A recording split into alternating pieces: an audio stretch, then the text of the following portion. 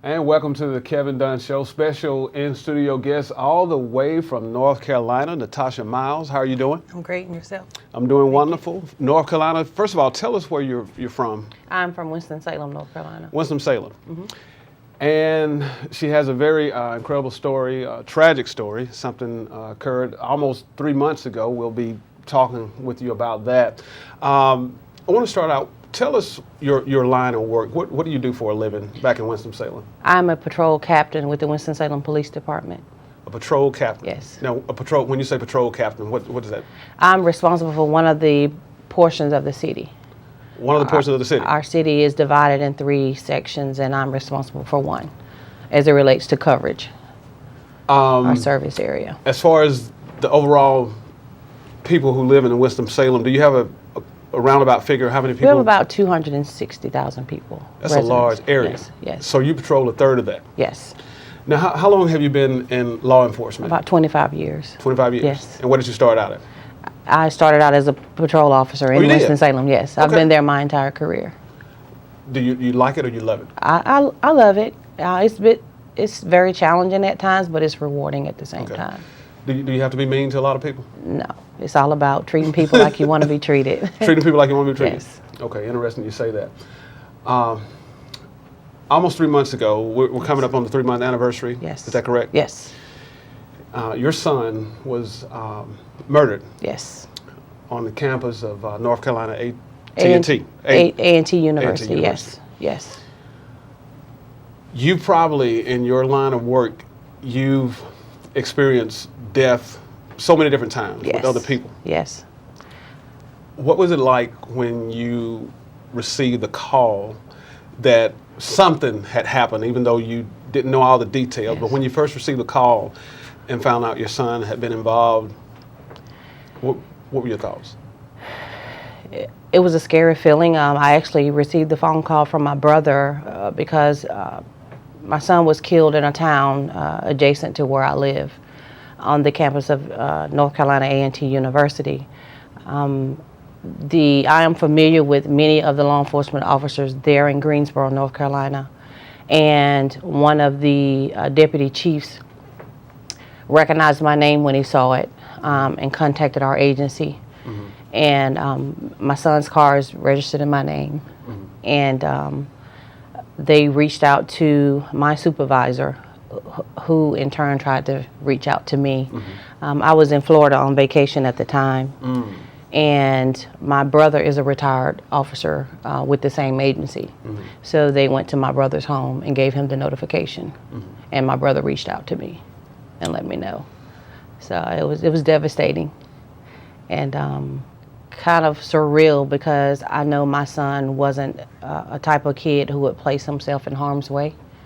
And my son wasn't the kind of person that bothered anyone. Mm-hmm. His weakness was that he trusted everyone. Mm. Regardless, regardless of what the advice I offered on a daily basis. Mm-hmm. Because I know what life has to bring when you're in different kinds of environments. Mm-hmm. And he surrounded himself mostly with good people, but he did have a tendency to trust everyone and felt like everyone had his best interest in mind. And oftentimes people took advantage of that. Wow. Now, share with us, tell us your son's name and how old was he when he passed? My son is Miko Dewan James. Mm-hmm. At the time, Miko was 26 years old. He would have celebrated his birthday this past Saturday, July 8th, mm-hmm. a couple of Saturdays ago. And as I said, I was out of town, and he apparently took a trip to Greensboro, which is about a 30 minute drive from our hometown. And sometime after 11 p.m., he was scheduled to be in Greensboro the following morning. He had been offered to participate in the Greensboro Fire Department's agility That's testing. right. He wanted to be a fireman. Yes, he wanted to be a fireman. And somehow he ended up on the campus of A&T University, and there was an attempted robbery of a young female Right. on the campus, and somehow he ended up being shot as a result of everything that took place during that time. Basically, those are all the details I have right now, and it's still, and they're still actively investigating the case, and hopefully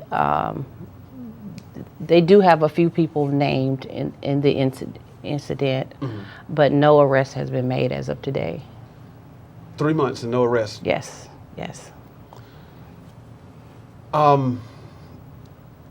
Does that make it's already painful? Yes. But to be 3 months into this and no arrests have been made, does that take your pain to another level? It's frustrating. Knowing what I know about investigations, I know that they have to do things right and be very meticulous about the actions they take because of the law. And you have to follow the law, through in order to have a successful ending.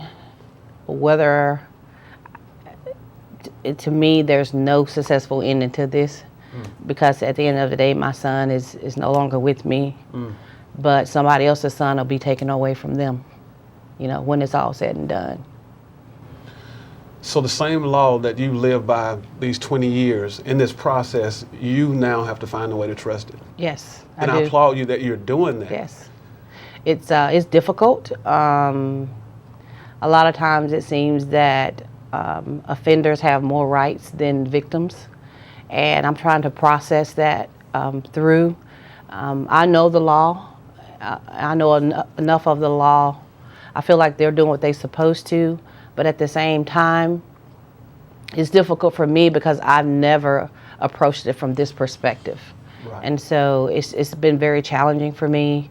I've actually had to go and speak to some of my coworkers to figure out, how am I supposed to approach this way, or are they doing this the right way, just to make sure, because as a parent, I'm a parent first. Right. And so it's just difficult trying to still picture and try to take in everything that's happened.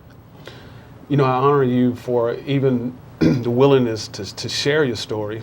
Previous interview, your sister Varese showed me, and you tell your story so gracefully, so peacefully, and I know peace like that only comes from God. It's evident because you can't do this on your own. So, as far as witnesses, nobody saw anything, or people are just not talking, or well, in North Carolina and in communities across the country, for whatever reason, African Americans don't talk to the police. Okay.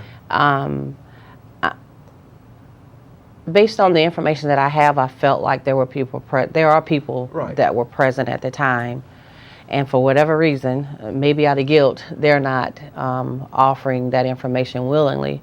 But fortunately, I have received some phone calls personally from people in the community who have shared some information with me that I in turn shared with the Greensboro Police Department that I feel like has been helpful to them in their efforts to identify the shooter and anyone else involved. And there's nothing, and this is, I don't really know a lot about law enforcement, but are you able to help with this case? No, I'm not. Which I didn't think you would be. No, I'm really another victim myself.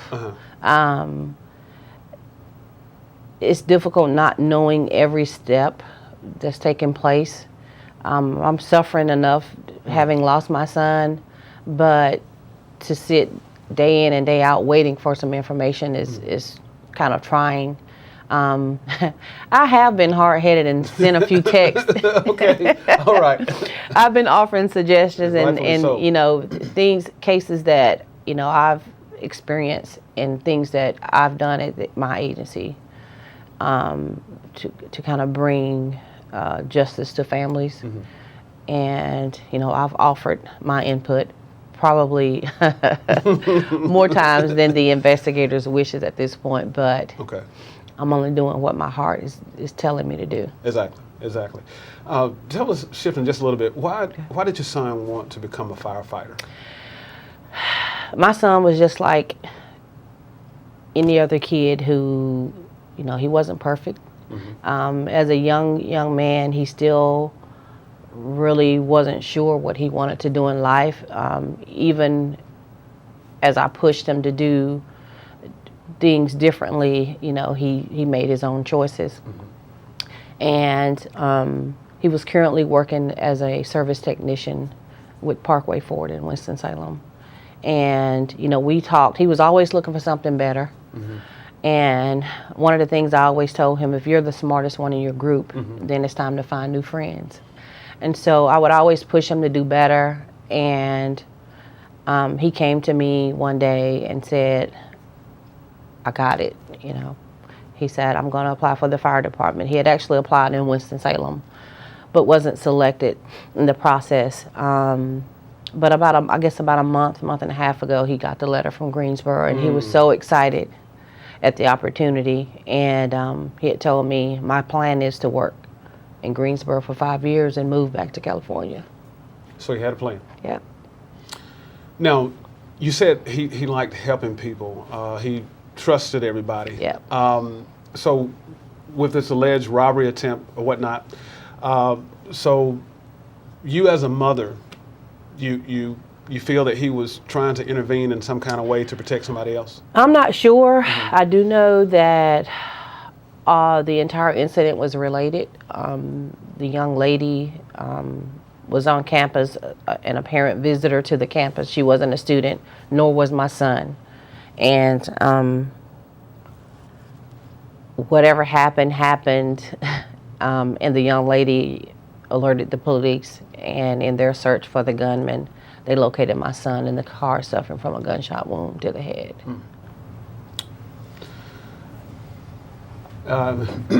Wow, it's just incredible that we'll shift forward just a little bit. With this happening, what has this made you realize the most? No, you're fine. That no other parent should have to go through this. As a law enforcement officer, even when incidents across the country take place where law enforcement officers have interacted with black men, and unfortunately that situation ended in death, no parent should have to suffer the loss of their child to gun violence. And in particular, your child dying by another black man as a result of their actions, carelessness, and it's unimaginable, the pain, and people before me should not have had to go through it, and I should not have had to go through it. There should be programs in place and people out there, and don't get me wrong, I feel sorry for those families and who have lost children by the hands of a law enforcement officer. Some are justified in their actions, and others have made really bad decisions that has taken someone's life. But at the same time, there are people out there supporting those actions, and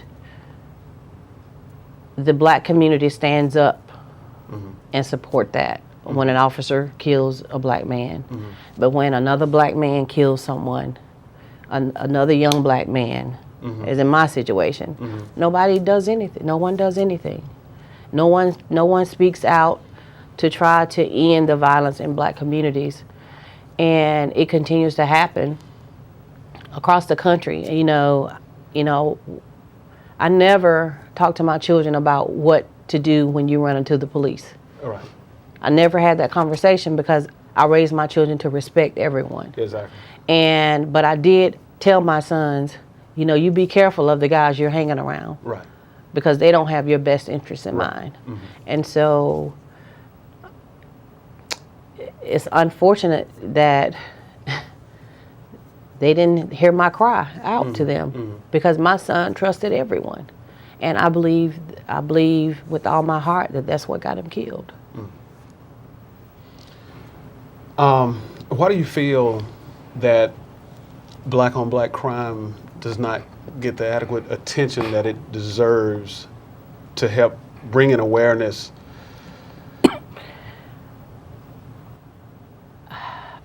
I don't know. That's $1 million question. What I do know is that black men die at a rate of probably 10 to 1 and more compared to a police officer getting involved with someone. Right. Tens of thousands of black men each year are killed at the hands of another black man, and no one stands up to make it a point. And it's unfortunate. I've reached out to a couple of community leaders, and one in particular, he hesitated. He called and offered his condolences to me, and I said, he was like, "What if there's anything I can do, let me know." Okay, there is something you can do. You can speak out about this black on black crime and join law enforcement to stop gun violence in African American communities. He hesitated, and I said, "Well, if you don't do it, I'm going to do it." And he said to me, "Well, if you do it, you're going to have a difficult time, but I'm ready for that challenge because it needs to stop."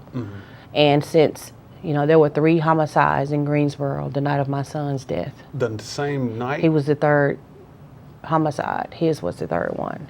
And, it continues to happen. So many has happened since him. And even in the town I'm from, I think we're at number 14, this year so far. And it's just sad because it's all senseless. I mean, there are so many opportunities out there for young men, but they're a product of the environment that they live in. And there's, funding is constantly taken away from communities where these kids can have a greater outlook. Right. All their opportunities are taken away because someone feels like money should be applied somewhere else. Now, speaking of the challenge, you've actually started a campaign. Yes. Correct me if I'm wrong. Is it called Miko's Challenge? Miko's Challenge, yes. Okay. The Miko's Challenge. I saw the website, and yes. Of course, if you want to support it and be able to help out, there's ways to do that as well. Tell us a little bit about Miko's Challenge. Well, as a result of Miko's death, at this point, I'm challenging community leaders, particularly those in African American communities, to join law enforcement in their efforts to stop gun violence. But police are out there stomping the grounds daily trying to make a difference in communities, and we can't be everywhere at one time. And there are a lot of communities out here trying to do, great things. There are a lot of communities, particularly black communities, that are part of neighborhood watches and trying to make a difference. And a lot of them are senior people. Okay. And when you get to the younger generation, it's just there's no participation. And we need people, aside from police, showing their faces out here, making their voice be heard so that we can try to make a difference together.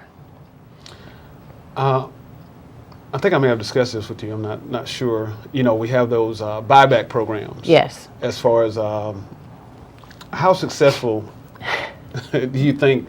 I know it's a start. Yes. But how successful do you think that campaign is as it relates to getting guns off the street? Yes. Well, we've had numerous buyback programs, and we do have great numbers of people show up.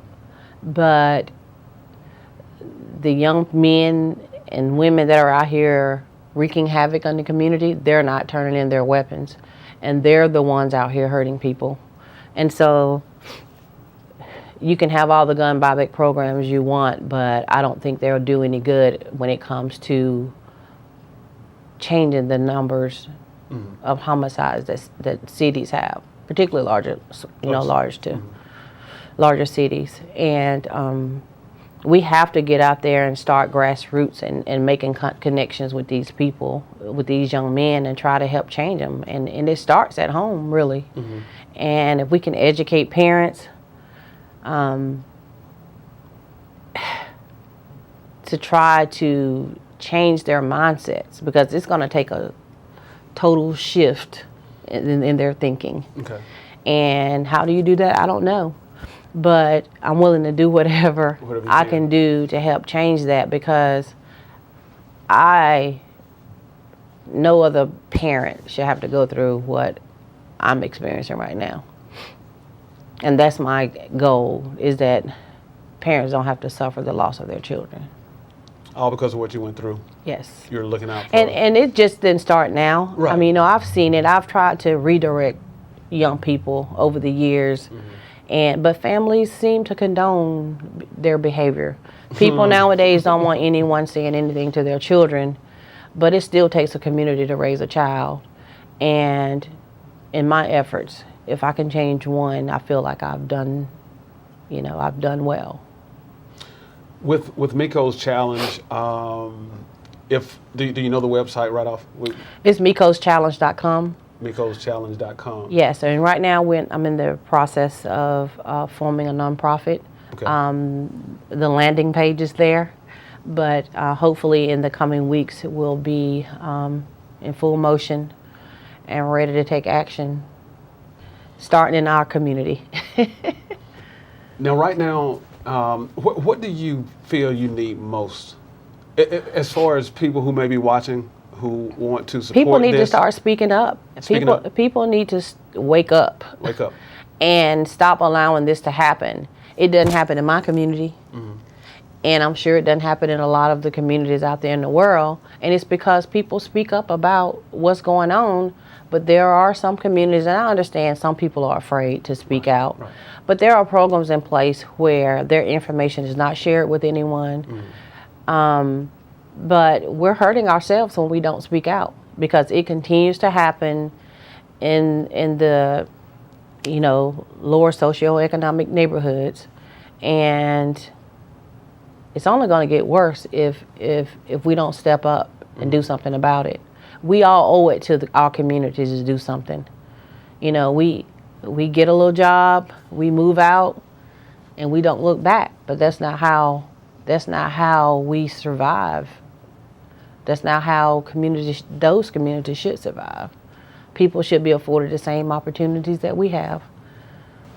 Interesting that we're having this conversation, because just this Saturday, I was with a gentleman. Actually, he a preacher, and he had asked me if I ever wanted to do a show on street violence or things of that nature. Give him a call. His philosophy is the only people who can reach the people in the streets are the people who have already been in the streets. What do you think about that? Well, that may be true, but at the same time, I know I've reached a few. I've, over the years, I've seen young men come in handcuffs in the agency, and I ask, why are you here? Out of concern, and I'm telling them, I don't want to see you here again. Right. If you've done wrong this time, you have to suffer the consequences. But from this day forward, make better choices, because it's all about the choices that you make. And, if all you have, someone shared this with me the other day, is that it was a little story about a young white man, a little white boy, and he was asked if he won a few $1 million lottery, $300 million lottery, what would he do? And they lived in a trailer park, and he said, I would buy the biggest double wide that I could afford. And so in his mind, that's all he knew. And I'm sure as time progresses, his mindset will change. He will know better because he has learned more. And so many people has made it up in their minds where they are, Right. that this is all I can do and this is all I know. But we know better. So when you know better, do better. Exactly. And so if as long as that preacher is thinking that it takes another man who's been there to make a change, he's no good to you or me. Okay. He needs to stay in the church. Right. But he needs to change his mindset. Get out here and try talking to one of those young men before you make that decision that there's nothing you can do. How about going, because they're good people. They just made bad choices. Right. Some of them are good people, but that's all they know. Okay. All right. Well, Ms. Miles, we're out of time. 30 minutes have gone by really quickly. I appreciate you coming in and sharing your story. And support Miko's challenge. I'm pretty sure you need finances. Yes.